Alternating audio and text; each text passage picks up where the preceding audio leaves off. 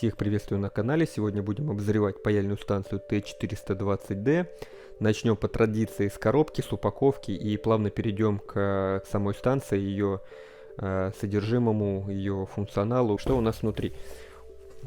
Во-первых, сам боксик сделан очень грамотно. Везде лежит вот этот вот уплотнительный материал, вырезан под каждую ячейку для жал, для ручек, для вспомогательных элементов, шнуров. Плюс сам блок находится внутри. Внутри также есть еще один вспомогательный элемент, чтобы все внутри не разбили по транспортировке. Также есть инструкция. Ролик я вложу по моменту распаковки. Я думаю, в этом ничего важного особого нету. Здесь лежит уже паяльная подставка от моих Т3Б, ввиду того, что я ими всеми не пользоваться не смогу. То есть вот коробочка вполне себе поменяла внешний вид. Также хочется отметить по содержимому картриджей. То есть они их изменили форму упаковки. Стало выпускаться вот таких квадратных. По картриджам, которые у нас для 245 выпускаются вот таких вот упаковочках. В принципе, 210 также выпускаются в такой же, выпускались в такой же упаковке. Если они у меня остались, я вам сейчас тоже их покажу. Да, предыдущие упаковки были от 210 ручек. Выглядят примерно таким же образом, как и 245. Поменяли только цвет самого пластикового бокса. Тем не менее, по жалам тоже хочу определенные рассказать, потому что жала тоже претерпели некоторые доработки. В данной станции жала уже поставляются намного лучше, чем в предыдущем поколении. Также есть у нас вот такие вот спонжи, которые я в принципе не использую. На предыдущих ручках они у нас были по умолчанию. Давайте отключим. Это ручка предыдущего поколения. И тут спонжик они использовались. Так, что хочется отметить по поводу станции. Начнем, наверное, с ручек. Потом все плавненько подведем к итогам. По поводу ручек. Ручки претерпели определенные доработки. Я считаю, в лучшую сторону. Они отказались от зеленого цвета. То есть сделали их уже в цвет своего дизайна, то есть оставили голубой цвет. Ручки также претерпели доработки. Эта ручка у нас внизу оригинальная GBC 210, чуть выше ручка T210 от Aixon. Обратите внимание на сам кабель, у них более эластичный, лучше, чем в оригинале. В оригинале более жесткий, вот, имеет такую вот форму. Если зажмали, то зажмали, он принимает эту формочку. Тут эластичный, то есть более подвижный, более удобный в работе.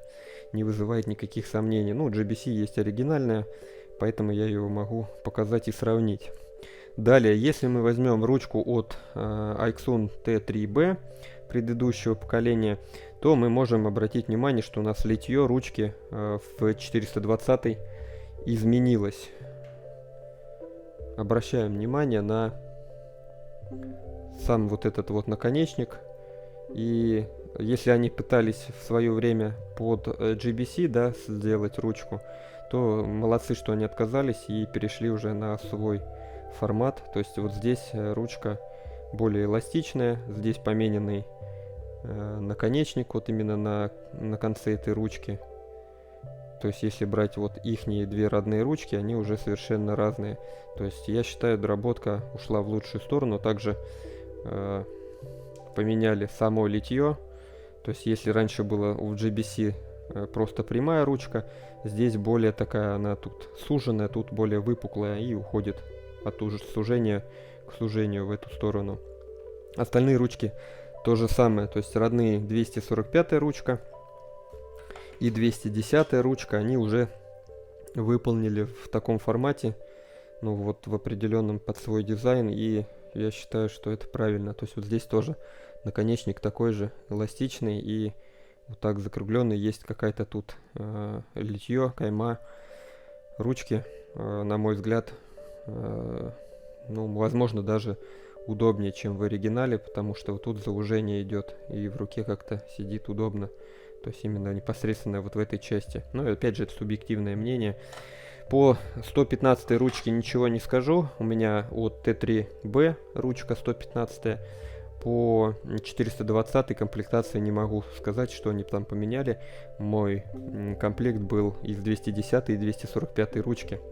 Также сразу отмечу по подставкам. Подставки от Т3Б отличаются. В 420D изменили алгоритм работы, и подставки они несовместимы. То есть если мы возьмем подставку от Т3Б, она работать не будет с 420 блоком, так как блок у нас двухканальный.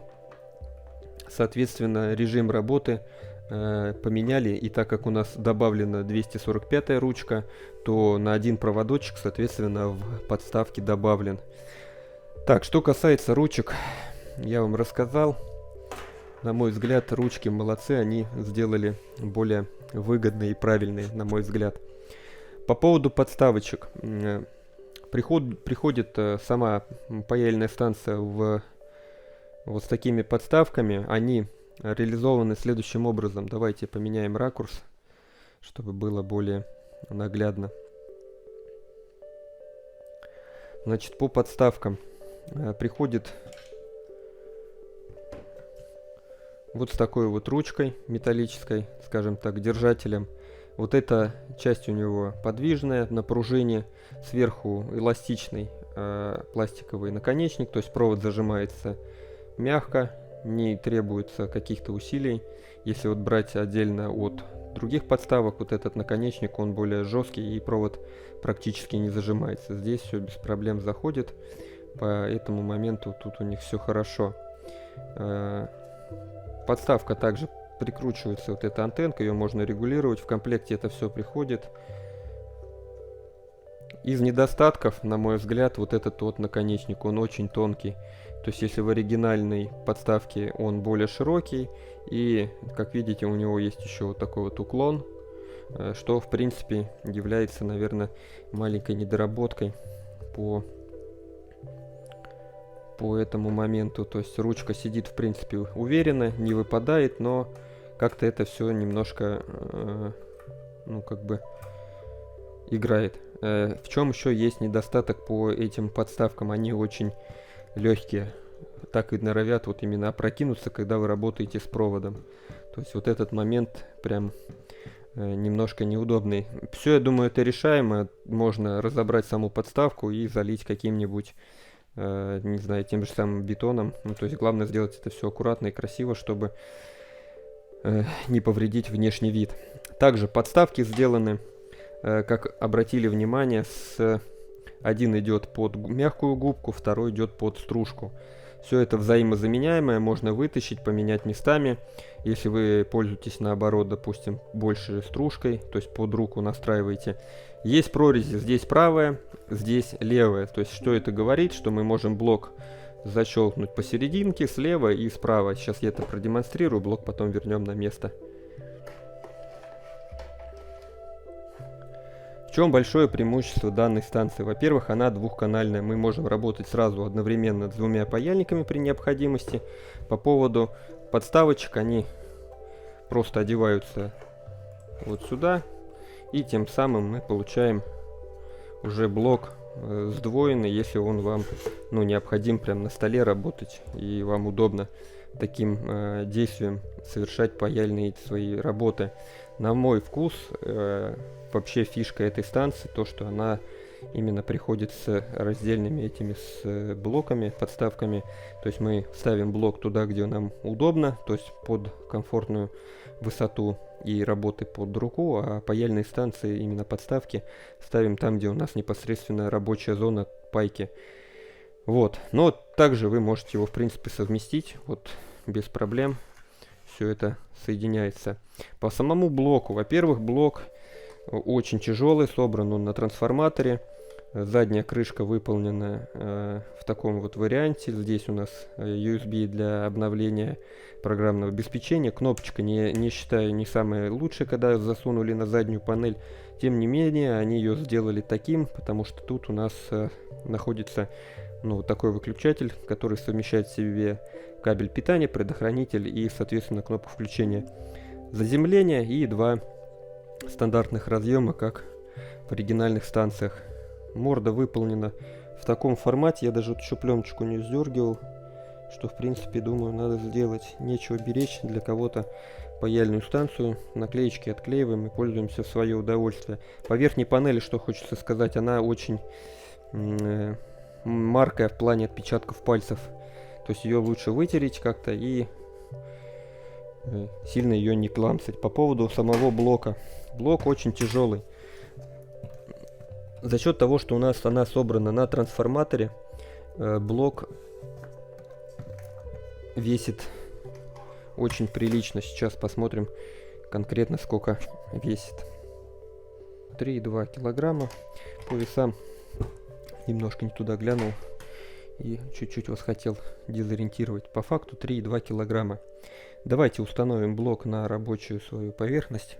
В моем случае я сделал следующим образом. То есть я поднял блок на уровне глаз, подставки убрал вниз для того, чтобы работать комфортно. То есть когда я паяю, я непосредственно работаю с ручками, 210 ручкой и 115 в частности. 245 я тоже подключил, потому что она тоже нужна. И 245 я просто вывел сзади вот штекер, а второй у нас подключен. То есть таким образом я его просто при необходимости здесь переподключаю. Мне не нужно тянуться к блоку к самому и никаких лишних дополнительных действий делать по этому блоку. То есть я считаю, так достаточно более комфортно происходит метод именно замены самой паяльной ручки. По поводу блока, значит, подключаем, стараемся сделать каким образом. То есть если у нас с левой стороны находится ручка 115, то от 115 вставляем в левое окошко, а та, что правее, в правое, для того, чтобы вы потом не дезориентированы были по самому блоку. Подключаемся и посмотрим сам блок, что он у нас по функционалу имеет.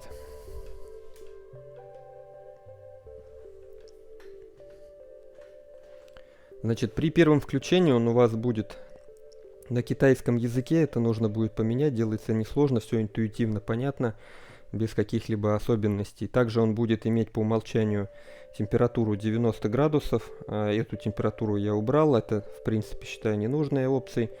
Поэтому выставил на 0. Но в среднем он показывает температуру в помещении, которое находится. Сам непосредственно блок и жало. Давайте поменяем немножко контрастность, чтобы вы могли наблюдать именно что на дисплее. Так, по самой менюшке. Чуть-чуть увеличимся. Так, ну достаточно все просвечивается. Значит, по поводу скорости набора температуры снимаем наконечник, точнее ручку. Температура набирается примерно за 2-3 секунды. То есть, в принципе, это очень большая скорость. То есть, сняли ручку, сразу можем паять, как и в оригинале. Также можем сразу снять 210 ручку, и тем самым включится второе окошко. А если хотите, можете снять сразу две ручки и двумя ручками непосредственно паять. То есть, удобно при, допустим, снятии какого-либо конденсатора, когда вам второй ручкой было бы просто необходимо подтолкнуть с другой стороны и выпаять более быстро данный компонент. По поводу самого меню. Значит, алгоритм переключения, на мой взгляд, очень грамотно продуманный. Имеет у нас 3 кнопки по памяти, то есть 280, 350 и 380. Ну, это рабочие температуры, которые заложены по умолчанию. В принципе, я ими и пользуюсь, я особо их не менял, хотя это все мы можем поменять в менюшке. Чтобы переключить, допустим, выбрать нам нужный необходимый режим температуры, выбираем по клавишам 1, 2, 3. Если нам нужно выбрать в другом окошке, то есть мы просто переключаемся на вот эту кнопочку, загорается другое окошко, и тут мы также можем выбирать ту температуру, которая нам необходима в этом окне. То есть, в принципе, все очень грамотно и удобно. Можем вручную просто добавить позицию клавишей вверх или вниз и изменить температуру на ту, которая нам нужна. Соответственно, когда мы снимем ручку, он нам эту температуру и покажет. То есть все очень быстро. То есть, на мой взгляд, это просто супер решение. Никаких лишних заморочек нету. Надо подняли, опустили. Не нужно, просто моментально выбрали нужный режим и выбрали тот, который запрограммирован по умолчанию. То есть супер замечательно. По самому дисплею он показывает у нас, какая ручка подключена. В данном случае 115 и 210. С 245 также будет работать без всяких сложностей. Сейчас я это тоже продемонстрирую, подключу. То есть в таком случае надо отключить будет 115 ручку.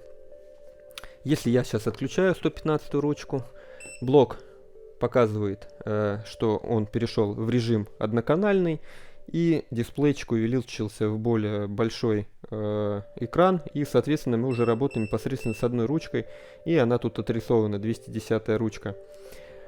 На мой взгляд, тоже очень грамотное решение. Теперь переподключаю и ставлю 245 ручку, чтобы блок мог работать с этой ручкой. И теперь мы видим, вот оно отображение 245 ручки. Также мы ее снимаем, и нагрев абсолютно такой же молниеносный, он уже дым пошел, 380 градусов набрало, и сложностей никаких не вызывает. То есть тут уже адаптируйтесь под свои задачи. Хотите, покупайте 115-ю 210-ю, хотите 210-ю 245-ю, хотите все три ручки сразу покупайте, что в принципе я вам и советую, чтобы в арсенале были все ручки. Всегда сгодится, тем более так покупать ее будет дешевле. Поехали по менюшке. Менюшка здесь максимально простая. Здесь никаких лишних наворотов нету. Давайте пока что в менюшку не зашли. Здесь логотип компании. Здесь у нас режим работы AES. Я так предполагаю, что это от того, что работает от трансформатора. Здесь версия прошивки. Здесь текущая информация по температуре, которая находится в помещении. В данном случае 25 градусов. Стабильно показывает температуру. То есть я замерял в помещении, так оно и есть. Дальше по менюшке. Температура. Здесь мы можем... Так, менюшечка назад. Самая верхняя. Здесь мы можем выбрать температуру либо Цельсия, либо Фаренгейта.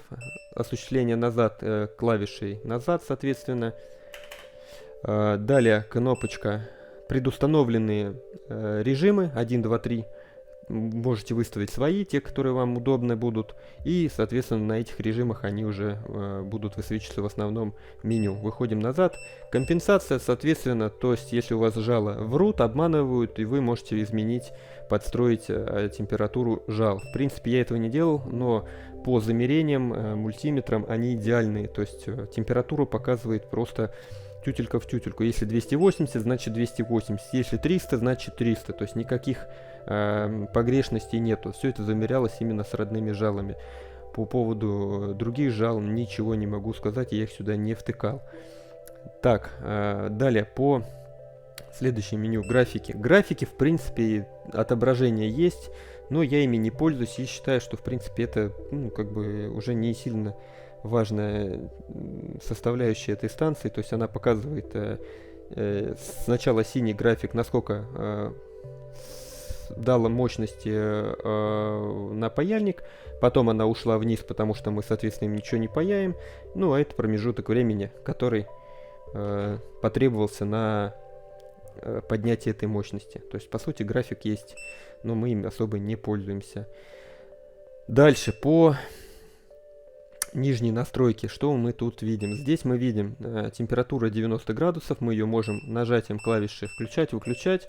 То есть это минимальный режим, с которым будет жало все время работать. Я с 90 убрал на 0, потому что считаю, что по сути 90 градусов на жало держать нет смысла. То есть нагревается очень быстро, и поэтому эту вот опцию я отключил. Выходим дальше.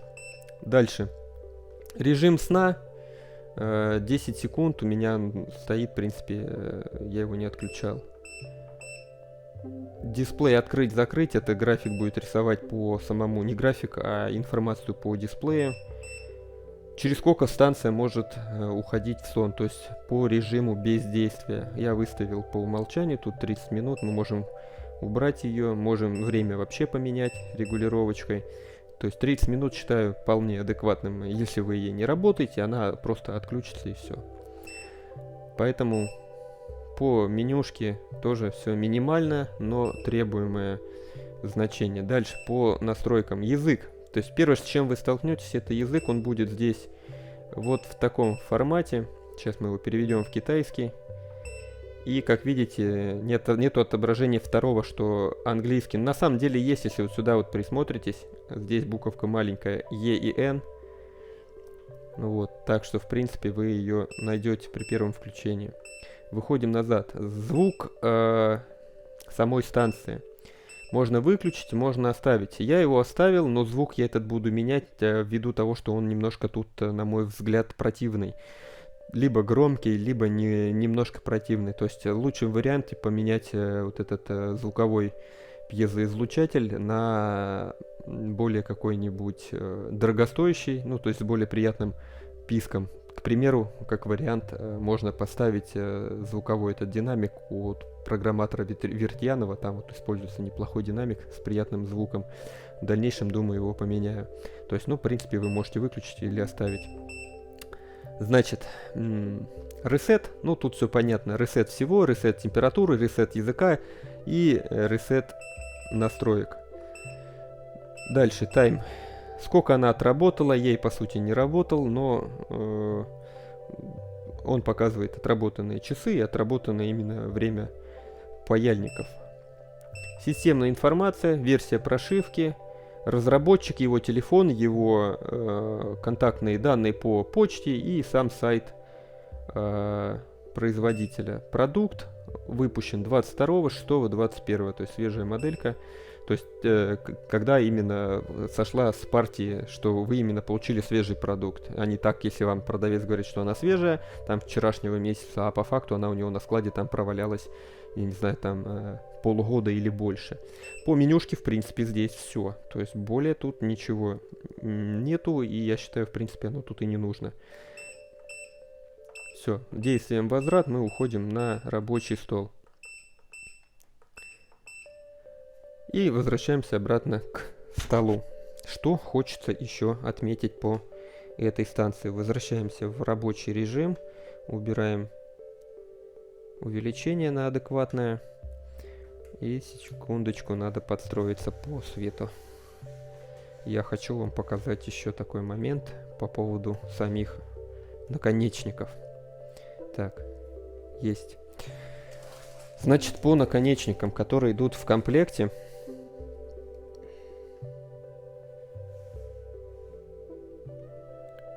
так, автофокус у нас потерялся.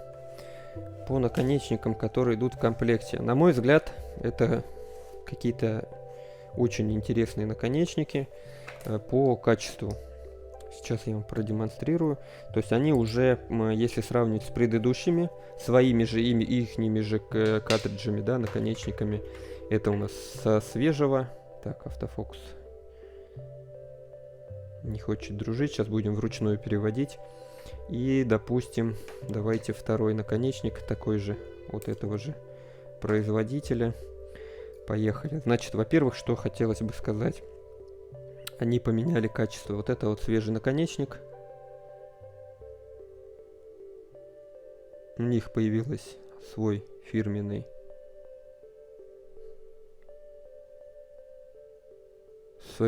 маркировка.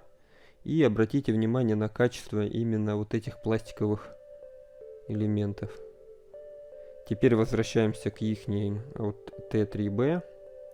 Здесь качество пластика, видите, уже хромает, то есть качество литья самого наконечника было совершенно другим. И с ними возникали некоторые моменты попайки, то есть именно сам кончик был хуже, то есть он паял более ближе со смещением. Новый, у него уже есть более качественное литье, более качественный вот этот наконечник. Вот. Далее сам наконечник изменили форму, его отверстие. И теперь сравним его с оригиналом. Я взял парочку оригинальных. В частности, есть оригинальная GBC-шная, примерно такого же формата. И качество GBC-шное не сильно хуже и не сильно лучше, да. То есть вот на пластиковом вот этом элементе тоже неровности, то есть особого мега качества тоже нету. У меня есть GBC-шные предыдущего поколения, то есть они все примерно выглядят одинаково. Есть какие-то минимальные отличия. Также можно посмотреть по вот этой трубке, они тоже отличаются. Это все в оригинале, соответственно. И теперь, если сравнивать с оригиналом, справа у нас от AXON. То есть жало тоже претерпели большие доработки. Вот жало его же от T3B. Так, фокус теперь гуляет, что зря показывать, но приходится с этим мириться. Иначе придется просто видео завершать и заново включать. Соответственно, придется монтировать, а мне неохота. Так, ну в общем, вот так вот. И жало, которое теперь они доработали и поставляют. То есть, ну, видно, что есть прогресс прям на лицо, да. Соответственно, по жалам то же самое, помимо того, что упаковку поменяли, на мой взгляд, упаковка предыдущая была лучше, но как бы что есть, то есть. Ну, зато здесь мы видим вот такое вот хитрое окошко, которое нам показывает, что лежит внутри. То есть, как бы, если правильно разместить сам наконечник, то покажет прям четко в окошке сам наконечник. Вот таким вот образом. Ну, то есть на пайку это не влияет, просто это влияет на то, что само отношение к компании, к их, скажем таки, заботе. Так, убираю паяльное жало с предыдущего поколения. Коробочка, которая была у них раньше. Ну, такую же они стали и с 245-м поставлять, потому что, ну, это просто компактно. На мой взгляд, это просто компактно. Так, на этом, я думаю, что все. Разбирать, естественно, я ее не буду. Почему? По той причине, что я сейчас не имею подобного инструмента. Разбирается она, в принципе, несложно. Внутри находится трансформатор с двумя или с тремя, по-моему, с тремя обмотками, двумя обмотками на 210-ю ручку и 245-ю. 210-я, соответственно, работает в паре с 115-й, то есть одна и та же обмотка. В целом, думаю, что по самой станции, какие мои выводы, работать на ней приятно, комфортно. Особенно функция мне порадовала именно двойного управления, то есть две ручки одновременно мы можем снять и пользоваться, то есть выпаивать какой-то компонент.